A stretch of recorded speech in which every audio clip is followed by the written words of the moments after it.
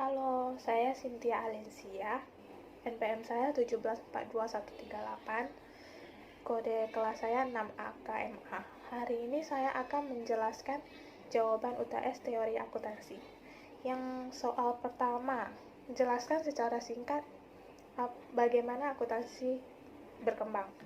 Jadi yang pertama dari jawaban saya adalah penemu akuntan bernama Raymond de Rover di Italia pada tahun 1250 sampai 1400. Pada tahun 1400, pedagang Italia menggunakan akuntansi sebagai alat perhitungan atau pengendalian manajemen.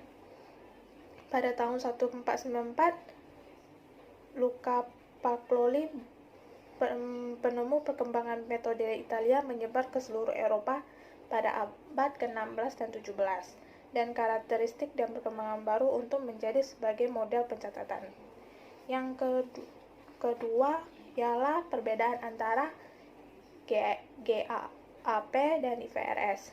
Perbedaannya dalam metode penilaian persediaan, GAAP mengenal metode FIFO dan LIFO dan average, sedangkan IFRS hanya menggunakan metode FIFO dan average.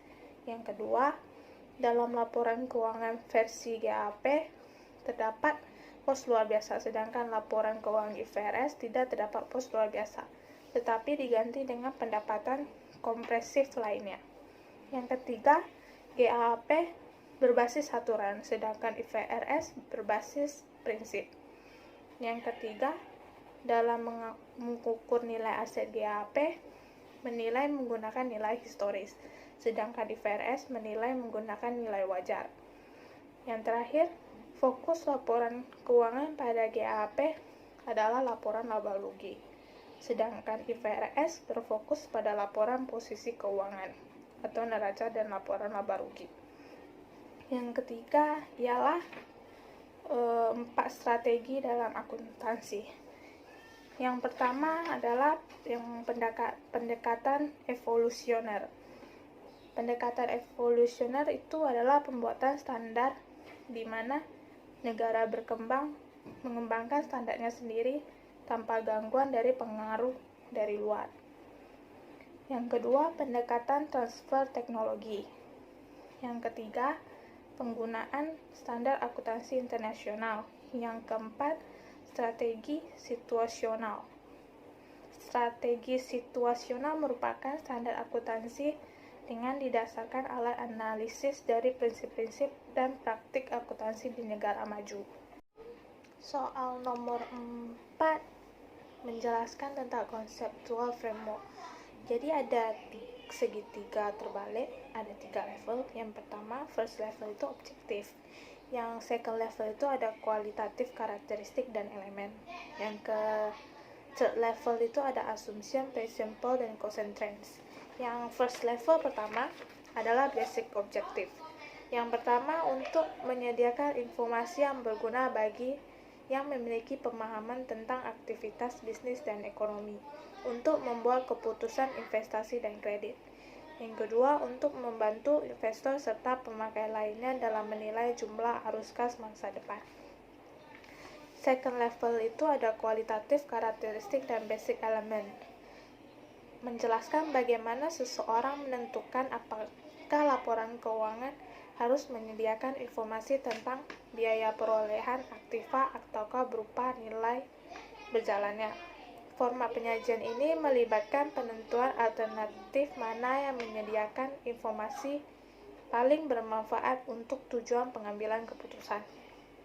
Third level yang ketiga, recognition and measurement concept. Terdiri dari konsep-konsep yang dipakai untuk mengimplementasikan tujuan dasar dari tingkat pertama. Konsep ini menjelaskan apa, kapan, dan bagaimana unsur-unsur serta kejadian keuangan harus diakui, diukur, dan dilaporkan oleh sistem akuntansi. Untuk konseptual framework, pengukurannya dilakukan untuk mencatat laporan keuangan diakui dan dicatat digabung dengan dasar-dasar pengukuran seperti biaya historis dan lain-lain. Sedangkan IFRS tidak memiliki konsep atau prinsip untuk memilah dasar pengukuran mana yang harus digunakan dalam laporan keuangan tertentu atau dalam keadaan tertentu. Soal nomor 5 itu menjelaskan historical cost itu dapat berguna atau tidak. Yang pertama, historical cost itu relevan dalam pembuatan keputusan ekonomi. Yang kedua, biaya historis berdasarkan jumlah yang sebenarnya. 3. Dapat berguna pada laporan keuangan. Yang keempat, biaya historis merupakan konsep terbaik dipahami laba selisih antara jumlah harga jual atas biaya perolehan. Kritik dari historical cost ini dasar jika biaya historis salah satu pembenaran untuk penggunaan biaya adalah asumsi kelangsungan usaha. Penggunaan konsep ini tidak menghasilkan informasi yang relevan dan terpercaya. Yang kedua, akuntansi biaya historis meskipun bermanfaat namun tidak cukup untuk mengevaluasi keputusan bisnis.